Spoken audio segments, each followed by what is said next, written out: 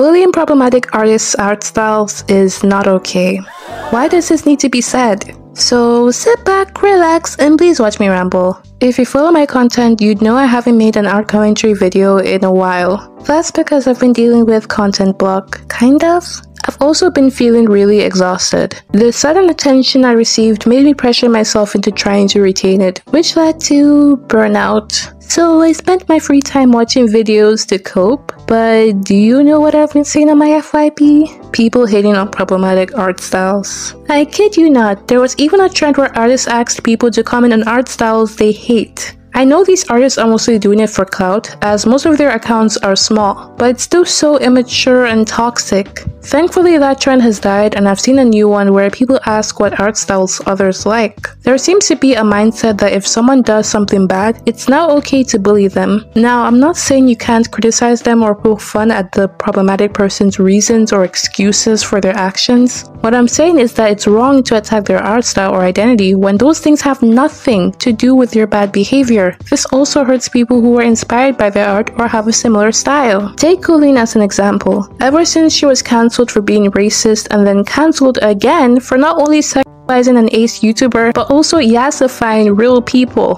her downfall has been well deserved. But now, people have started hating her art style, calling it AI and expressionless. Now, there's a difference between those who critique her art for erasing ethnic features, having same-face syndrome and bad anatomy, and those who outright bully her art. I've also seen hate directed at people who've adopted a similar style after years of practicing her tutorials. It's really sad because I believe it's important to separate the art from the artist. That's the beauty of art. No matter who makes it, it can inspire millions. It's not fair for people to be hated for liking or drawing in a style they admire just because the original artist is problematic. Many of us grew up watching shows made by Dan Schneider, and we still love those shows even though he's a terrible person. As a result of this hate toward problematic artist styles, some fans of those styles end up defending the artist's behavior to justify liking their art. That's blind loyalty. You can like the art without liking or supporting the artist or their beliefs. This issue isn't confined to the art community either. I see a lot of people bullying celebrities for how they look, talk, or their identity just because they're bad people, as if that somehow justifies it. When Lizzo's controversies came out, people immediately started calling her ugly and body shaming her. I mean, people did that before, but there was backlash against that. But now it's socially acceptable to shame her appearance.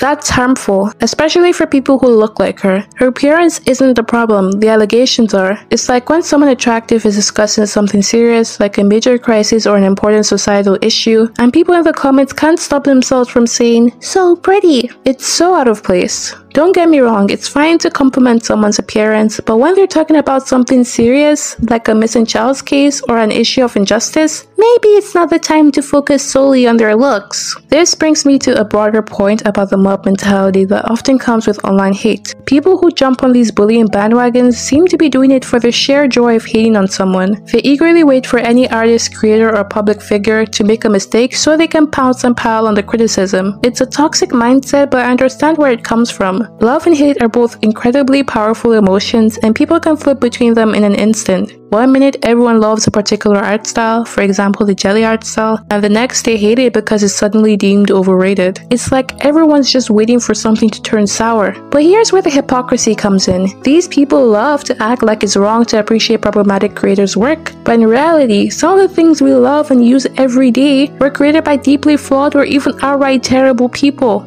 So many classic movies, shows, and even inventions have roots in problematic histories. Yet we continue to enjoy them because it's virtually impossible to separate ourselves from everything created by people with questionable morals. The same goes for art. At the end of the day, being self-aware is key to minimizing this tendency to hate. If we're more mindful, we can shift our focus towards appreciating what we love, rather than fixating on tearing things down. As seen when the trend of hating on art styles died out and people started sharing art styles they admired instead. It's a healthier, more positive way of engaging with the community. If you think that bullying a problematic person's creations or attacking their appearance actually affects them, let me hold your hand when I tell you it probably doesn't affect them nearly as much as you think. In fact, all you end up doing is hurting people who share their style or identity, and you give the problematic person even more attention. For example, people still comment Colleen could never on any drawing of a black person. Why even bring her up? Just appreciate the art for what it is. As an artist myself, I would be a little offended if I posted my artwork and the only thing people could talk about was a problematic creator. Thank you for staying this long. Please like and subscribe to become a Mipsy. It has been scientifically proven that when you become one, good things happen to you. Don't believe me? Try it right now.